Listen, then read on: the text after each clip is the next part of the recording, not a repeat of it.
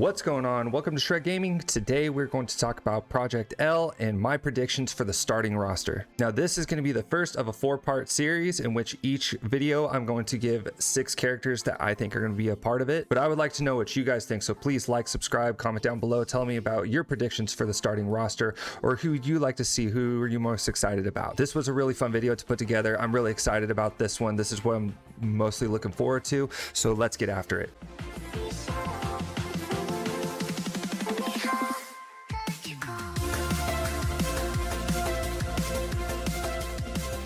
So if you haven't already seen the giant League of Legends character roster, it's a huge roster. There's 161 characters, about to be 162 characters in the next patch. So I put together 18 characters that I think are going to be a part of the starting roster on top of the 6 characters that are already confirmed. And by the way, this is purely prediction. This is not based on any leaks, speculation, trying to see through of what maybe the Cannon brothers have said. This is my prediction. I have put this together based solely on the legacy of these characters, how iconic they are, and how they've been used in recent media. So without further ado, first up, number 1 on my list is Ashe, the Frost Archer. Now, whether you started League of Legends in Season 1 or you just picked it up this year in 2022, Ashe is likely the first character you ever played. She's who you use in the tutorial. She's who you probably used in the first couple of games. She is your stereotypical archer marksman character and one of the most iconic characters in League of Legends. Ashe uses frost abilities in order to slow and stun her opponent to stop them from getting away or keep them from getting to her. In Project L, I can see Ashe being a completely pure zoner. She will use her frost abilities to stun and slow her opponents, but I don't see her being a close quarter champion whatsoever. She is going to just keep people away. She's going to slow you from getting to her, and that's purely it. And up next, we got Ezreal, the Prodigal Explorer. Ezreal is also an AD carry or a marksman who uses his gauntlet to fire arcane blasts at his opponents. Ezreal focuses more on his abilities than his basic attacks to do a lot of damage, but one of his most important abilities is his teleportation arcane shift, in which he can pop in and out to poke his opponents. A lot of this I can see transitioning over to Project L, in which he will also be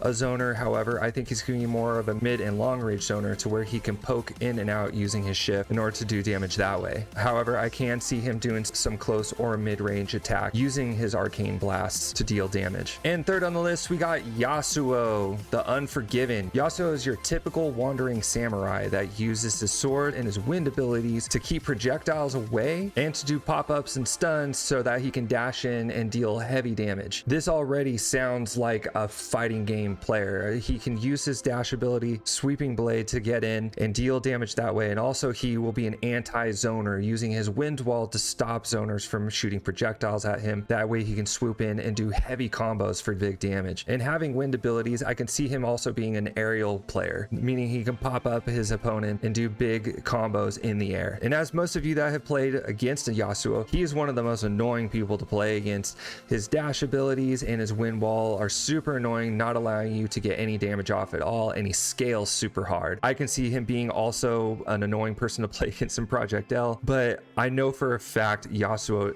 has to be in Project L. He is one of the most overused and overplayed mid laners in the entire game.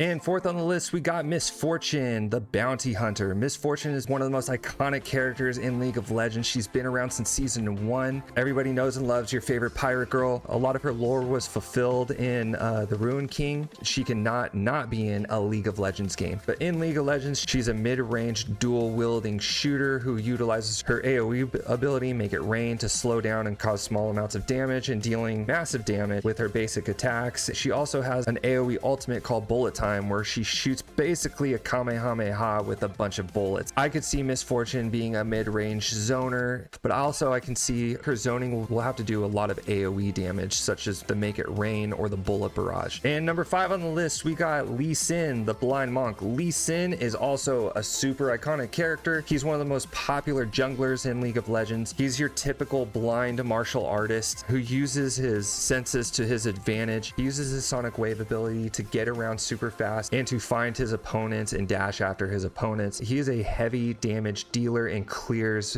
the jungle very, very fast. But much like Yasuo, I can see him easily transitioning over to a fighting game. I can see leesin being a very defensive and reactive champion in which he will utilize his counters to cause a lot of damage and heavy hitting combos to cause pressure. I can totally see him being a bully style character in this game. And last on the list, and I wanted to save the best for last. By the way, in the next couple videos in this series, I will always save the best for last. I wanted to wait for this character to be in the last video because, like I said, best to last. But I really wanted to share this character because she is one of my favorite characters in all of League of Legends. Akali, the rogue assassin. Akali is the original ninja. When she was first created, they wanted a true assassin character, and that's exactly what Akali is. Akali is a proc champion to which every ability she does will actually proc her next basic attack to do more damage. And to help with that, she uses her shroud, which is pretty much a smoke bomb that allows her to move around really fast and keep herself invisible. And her ultimate is her perfect execution. It's a two-parter in which the first attack does damage to a targeted opponent, but the second part of the attack does damage in a straight line, and anybody who is hit by it is dealt damage based off of their missing health. Akali is super fun to play. She's annoying to play against. She is one of the best champions in the entire game, and she is one of the most used champions in competitive gameplay. And if you've been watching Worlds 2022,